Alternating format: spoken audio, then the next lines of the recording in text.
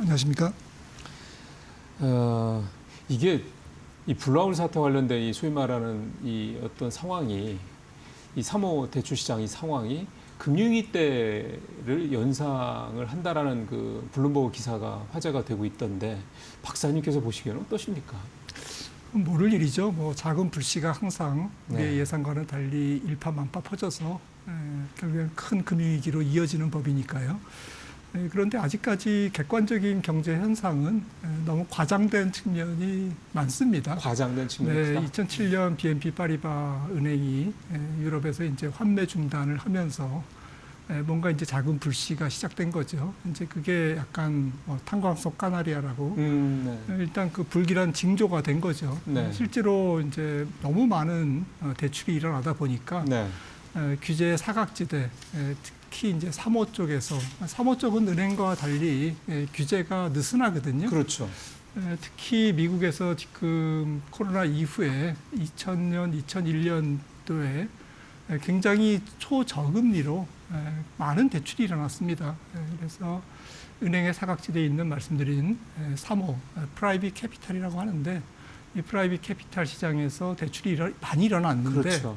소위 이지머니죠. 네. 쉬운 돈을 많이 빌렸는데 저금리로 이게 벌써 제로금리에서 금리도 상당히 많이 올라가 있고 그래서 뭐 얼마 전에 이제 자동차, 그 중고차 대출 네, 네. 시장에서 또 한번 난리가 있었지 않습니까? 그렇죠. 그렇죠. 이렇듯 뭐 이렇게 툭툭 터지는 거죠. 그런 부실 대출이 특히 이제 사각지대에 있는 이번에도 이제 그 AI 쪽에서 물론 이제 AI 쪽에 지금 뭐 하이퍼스케일러, 뭐 빅테크 한 5인방, 4인방 그런 기업들은 아직까지는 뭐 자체 신용이 높기 때문에 이런 사모대출 시장에서 돈을 안 빌립니다. 그렇겠죠. 네. 그런데 이제 오라클이라든지 그 밑에 또 많은 이제 스타트업 기업들이나 그보다 더 큰 AI 기업들이 특히나 이제 소프트웨어 기업들, 네. 소프트웨어 기업들이 많이 빌렸거든요. 소프트웨어는 뭐 사실 재무적으로 취약하죠. 그러면 근데 최근에 이제 엔트로픽의 이제 그 소프트웨어 기업들 그야말로 디스트럽션. 예. 돌아가면서 어제는 이제 카드사까지 이제 완전히 때렸습니다. 아멕스 카드가 뭐 네. 굉장히 많이 떨어졌고 미국 금융주가 어젯밤에 이제 초토화됐거든요. 그러더라고요. 그래서 이제 거의 한 바퀴 다 돌았는데 다시 사모대출 시장으로 돌아와서 말씀을 드리면 이렇듯이 이제 소프트웨어 또 여러 그 관련된 기업들이 돈을 많이 빌렸는데 이게 지금 AI와 관련된 그 프라이빗 캐피탈 사모대출 시장이 전체 대출 시장에서 한 6% 정도 된다고 해요. 비중이 아주 크지는 않군요. 네, 그게 한 뭐 몇 년 전만 해도 1, 2%였는데 예. 급속하게 올라오는 것은 그거는 맞습니다. 맞네요. 네. 올라오는 건 맞지만 6% 정도에 불과하고 그리고 조금 전체적으로 우리가 이제 채권 시장에서 신용을 알 수 있는 게 투자 등급이 이제 트리플 B 마이너거든요. 그 이하에 하이힐드 시장에서 얼만큼 금리가 튀고 있느냐 네, 이런 네. 부분들이 이제 채권 시장에 숨길 수 없는 그렇죠. 지표인데 이런 그쪽은 부분들이 어떻습니까? 굉장히 안정적입니다. 그 하이힐드라는 게 원래 이게 정크펀드죠. 정크펀드인데 수익률이 높은 예, 대신 수익률은 높은 거고. 위험한. 근데 이게 금리가 튀면 뭔가 문제가 있는 거라 우리가 조짐으로 생각하는데 그렇지는 않다. 네, 국채금리 대비 뭐 한 200-300bp인데 높긴 높지만 사실 코로나19 때는 600bp 그리고 뭐 굉장히 금융시장이 안 좋을 때는 굉장히 그보다 높았어요. 예. 그런데 지금은 이제 조금 뭐 최근 흐름은 거의 변동이 없다. 네.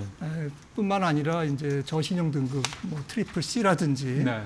이런 뭐 모든 회사채의 그 스프레드, 국채 안정된 국채 금리와의 격차가 이게 높을수록 이제 시장이 위험하다는 신호인데 이런 것들이 굉장히 안정적입니다. 네. 그리고 뭐 연체율이 올라가고는 있습니다. 전체적으로 뭐 AI 관련된 뿐만 아니라 기업 대출 연체율도 올라가고는 있는데 네.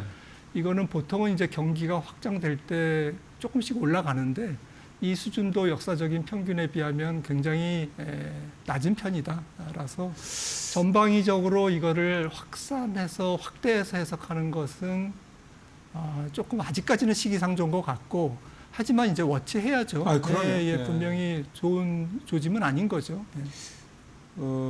만약에 박사님이 이걸 워치를 하시다가 이건 조금 꺼림칙한데 이거는 조금 찜찜한데라고 생각을 하실 만한 포인트가 있다면 박사님이 보시는 여러 아마 그 기준이나 데이터들이 있으실 텐데 박사님은 뭐에서 뭔가가 이렇게 딱 이렇게 불꽃이 이렇게 반짝일까라고 생각을 하세요. 예를 들어서 아까 하이힐드 쪽 시장 얘기도 잠깐 하셨고 뭐 미국 국채 금리가 예를 들어 될 수도 있을 것 같고 10년 물자리가 될 수도 뭐가 있을 텐데 박사님은 만약 이게 정말로 그때 금융위 때와 같은 뭔가 그런 식으로 이게 시장이 좀 그러니까 어떤 확산이 될 수 있는 여지나 이런 것들이 발생을 한다고 그랬을 때 조짐이 있다면 어디서 나올 것 같으세요?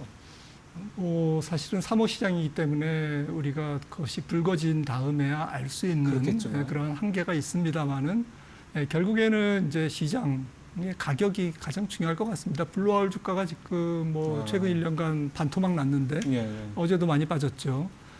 이 주가가 이제 여기서 또 더 무너진다. 이런 것은 뭐 지금 블루아울이 운영하는 세계 펀드 중에 하나가 환매 중단을 했지 않습니까? 네, 네. 네, 그래서 그 안에 지금 환매 중단을 해서 그 회사에서는 이제 프라이싱이 충분히 가격이 밸류가 있어서 이게 정상적으로 조금 뭐 한 90% 정도로 할인하면 10% 정도만 할인하면 다 이제 유동화 될 거다라고 얘기하지만 그러면 제일 좋은 것만 지금 그 처음에 이렇게 유동화하는 거기 때문에 나머지는 얼만큼 쓰레기냐 그렇죠. 뭐 이런 의심이 꼬리에 꼬리를 물고 지금 있는 거거든요. 근데 이런 것들을 가장 잘 표현하는 게 결국에는 주가고 또 금리입니다. 그래서 특히나 금리에서 저신용 등급의 회사채 금리가 움직이고 있는지 이런 부분들이 숨길 수 없는 시장 현상이고요.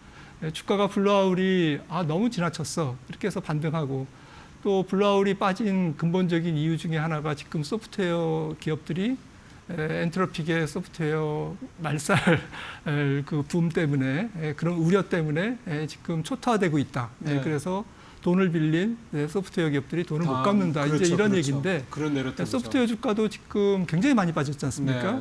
많이 빠졌는데 뭐 이번 주에 뭐 세일즈포스 실적 발표도 내일 모레 있고 합니다만은 서비스나우나 소프트 세일즈포스라든지 그 밑에 있는 여러 가지 기업들 또 지금 어젯밤에 지금 직격탄을 맞은 아멕스 카드라든지 금융주, 신용카드사도 지금 사람들이 AI 때문에 이제 이게 보편화되면 스테이블 코인으로 가장 싸게 결제를 하기 때문에 이게 다 죽는다라는 거거든요. 사실 스테이블 코인 얘기 나왔을 때 그 내러티브 때문에 그때도 뭐 카드사들 좋지는 않았었습니다. 한동안. 그리고 뭐 2000년대에도 그렇습니다만 뭐 워싱턴 포스트나 뉴욕 타임즈 다 망한다. 인터넷이 이제 시작되면 이제 그러면서도 그 결국에는 이런 것들이 너무 이제 시장에서 이제 과장돼서 움직입니다. 그래서 결론적으로 뭐 이런 관련 소프트웨어 관련주라든지 또 당사 기업인 블루아울이라든지 이런 그 KKK라든지 뭐 블랙락이라든지 이런 기업들의 주가가 여기서 또 속절없이 더 떨어지는지 사실은 그게 가장 정확하죠.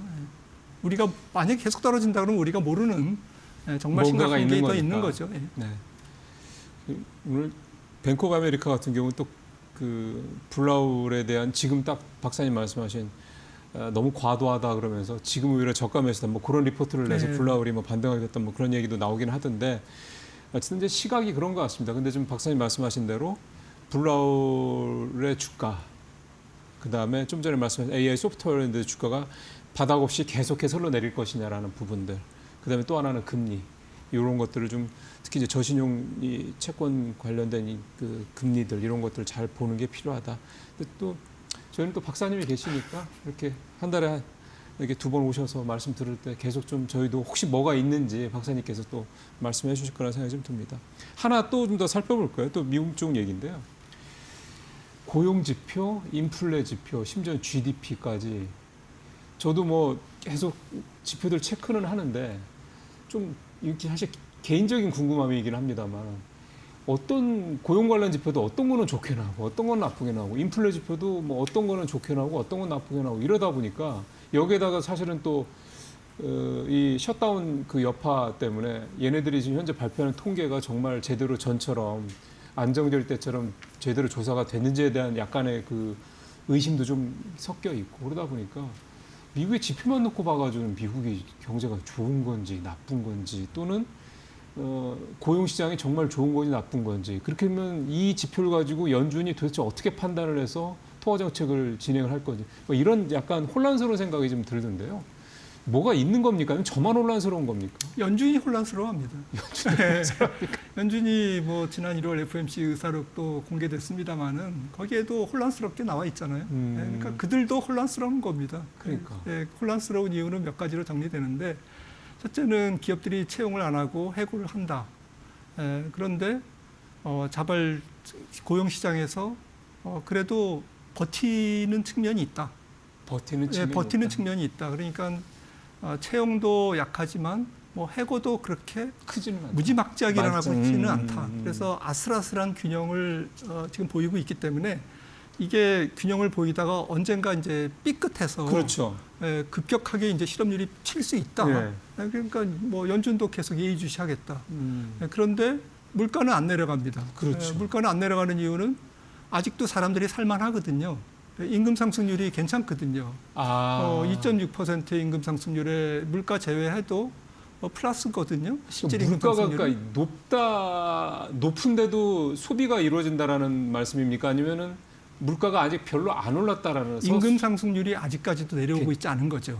고용 시장이 이게 그 수급이 완전히 어그러져야 임금이 이제 떨어지고 그러면서 실업률이 튀고 이러는데 아직 그런 단계가 아닌데 제 생각에는 이런 단계가 뭐 수분기 지속될 수도 있어요. 그러니까 소득도 꾸준하고 견조하고 그 근거가 제가 볼 때는 지금 실업률이 안 올라가잖아요. 그렇죠. 실업률이 안 올라가는 이유는 고용 공급이 없는 거예요. 공급이 약한 거예요. 그러네요. 분모가 안 커지니까. 이민자 다 쫓아내고 네네네. 불법 이민자 쫓아내고 또 들어오는 사람들 비자 받기 어렵잖아요. 그렇죠. 영주권 얻기 어렵고 그렇죠. 이러다 보니까 공급이 안 일어나고 외국인들이 그다음에 60대의 은퇴 세대가 지금 미국도 베이비 부모들이 다 이제 굉장히 가파르게 은퇴를 하고 있거든요. 이러다 보니까 노동 공급이 안 좋으니까 약하니까 결국에는 기업들은 쓸만한 사람을 이렇게 뽑아야 되는데 그것도 좀 어려운 거예요. 그렇죠. 그러니까 일을 조금 못 하는데 이게 좀 자르기가 좀 애매해. 놔두는 거예요, 지금. 그런 식으로. 그래서 지난달 고용 지표도 보면 가계조사에서는 기업조사에서는 13만 개 일자리가 늘었지만 가계조사에서는 50만 개가 늘었거든요. 그건 무슨 얘기예요? 그러니까 일하는 사람들이 굉장히 늘었다는 얘기죠. 그러니까 뭐 투잡도 있고 이러는데 그렇지. 그러니까 이게 고용 지표를 시청자 여러분들이 이걸 완벽한 지표로 보시면 안 됩니다. 그러겠네요. 이게 특히나 지금 12월에는 셔다운이 있었죠. 최장 43일간의 셧다운이 있었기 때문에 GDP도 1.4% 나왔거든요. 그렇죠. GDP만 해도 올 1분기 GDP 혹은 상반기 1, 2분기 GDP가 어떻게 될 거냐. 지난 1분기 GDP의 BA에서 미국 노동통계경제국에서 얘기했잖아요.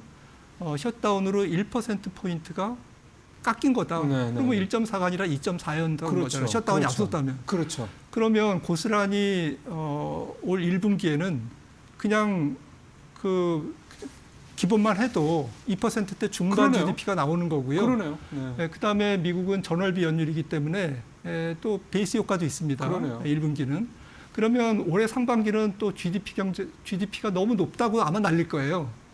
그러면서 GDP가 너무 높아서 금리를 못 내리니까 또 이거는 우울해. 그리고 시장 금리가 올라갈 수도 있어. 이거 위험이야. 또 그렇게 떠들 거라고요.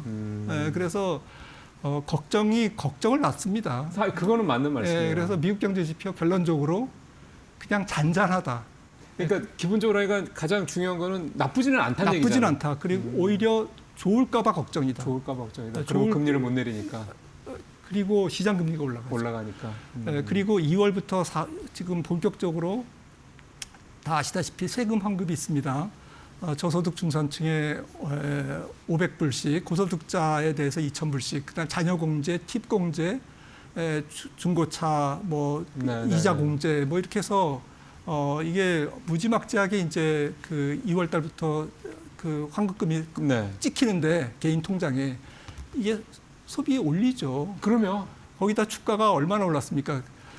개인 소득 대비 그 민간 순자산, 미국 사람들의 순자산 비율이 지금 800%인데요. 이게 거의 한 400%에서 계속 올라온 거예요. 계속 어떻게 보면 부의 효과가 발현을 할 수 웰스 있는 여지가 이펙트가 만들어진다는 있는데, 얘기네. 그래서 제가 볼 때는 뭐 1분기부터는 경제가 너무 좋아서 걱정입니다. 그러니까 연예인들 뭐 무슨 걱정 이런 거 하지 말라는 얘기죠. 미국 경제 걱정을 별로 미국 경제 뭐 안 해도 될 것 같다. 그것 때문에 주가가 경기 때문에 주가가 네, 뭐 떨어질 것 스트레스 같지는 않다. 받지는 않을 겁니다. 네. 벌써 시간이 저렇게 되세요. 그리고 뭐 국내 얘기도 그래도 하나는 여쭤봐야 될 것 같습니다.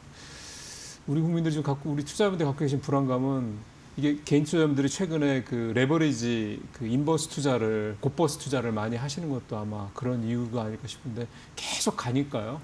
노무라는 8,000까지 좀 올렸고 뭐 KB증권가도 7,500, 국내 증권사들 7,000 이제 넘긴 증권사들도 좀 계속 나오고 있는 상황입니다. 좀 불안한 상승입니까? 아니면은 조금 쉬어가는 게 없이 또 계속 7,000, 6,000도 아직 안 간 거니까 6,000, 7,000 이렇게 갈까요? 제 경험상으로는 그래서 코스피 목표치 코스피가 실제로 도달하는 상승기에 호황기에 도달하는 것은 대부분 사람들이 다 틀립니다. 왜냐하면 그것이 적정 가격이 아니라 과열 또는 거품일 가능성이 높기 때문에 그런 거죠. 네. 그래서 우리가 애널리스트들이 보는 거는 뭐 PBR, PER 따져서 적정 주가를 얘기하는 거지 않습니까? 네. 주가가 적정 주가로 가면 주식시장이 아니죠. 그러면 그래서 제가 볼 때는 목표치를 산정하는 것 자체가 웃긴 일이다. 넌센스다라고 생각을 하는데 그럼에도 불구하고 믿을 건 뭐 밸류에이션밖에 없기 때문에 제 생각에는 지금 한 6천 정도가 PBR 2배, 2배 정도니까 지금 코스피 주가가 적정하다. 지금 수준이 지금이 이제 역사적으로 적정한 수준이다라고 생각을 하고 있고요. 물론 아시아 평균은 뭐 2.4배 정도 됩니다만 네. 얼추 6천 혹은 6천 한 2, 300 정도가 적정하다라고 생각을 하고 말씀드렸듯이 주가가 꼭 적정 수준까지만 그러면. 가고 정직하게 거기서 이제는 그만해. 그리고 멈추냐. 그런 게 어디 있습니까? 그럼 만약에 뭐 미국장도 다시 한번 붐이 불고 전 세계 유럽 시장도 올라가고 또 미국에서 돈이 빠져나와서 한국으로 오고 뭐 이러면 7천, 8천, 9천 가죠. 그런데 그거를 논리적으로. 그래서 나는 8천까지 갈 거다라고 얘기하는 사람들은 둘 중에 하나죠. 우주의 비밀을 알고 있는 사람이든가 아니면 조금 이상한 사람이든가. 네. 표현을 그 정도로 완곡하게 쓰신 거를 이해를 하겠습니다. 근데 지금 이머징 마켓 쪽에서 돈이 많이 넘어가는데 이머징 마켓 쪽으로 가는데 그들 중에 상당수가 이제 뭐 가장 그러니까 1위가 한국 시장이다 뭐 이렇게 얘기도 좀 하고 있다 보니까 그러니까 내러티브 상으로는 한국 증시에 대한 기대감은 상당히 좀 높은 것 같긴 한데 그럼 이런 상황에서 그러니까 기대치가 막 이렇게 달려가고 있는 상황에서 이제 우리 시청자분들이 이제 박사님께서 이제 오랫동안 시장에서 계셨던 어떤 경험상으로 보셨을 때 이런 때는 투자를 막 이렇게 따라가야 됩니까? 아니면 지금은 조금 더 추가적으로 뭘 사시거나 이런 거는 조금 기다리시는 게 좋다고 봐야 됩니까? 또 개인마다 입장이 또 다르죠. 그러게요. 좀 위험을 즐기시는 분들은 조금 더 시장에 올라타도 괜찮다고 저는 생각을 하는데 대부분은 이제 평균적으로 생각하면 지금은 위험 구간이다라고 생각을 하고 있고 여기서부터 들어갔다. 올라가는 거는 이제 보너스다라고 생각을 해야 되는 거고요. 보너스까지 챙기실 분들은 이제 보너스가 더 원래 이제 본장보다 큰 경우도 좀 있습니다. 그렇죠.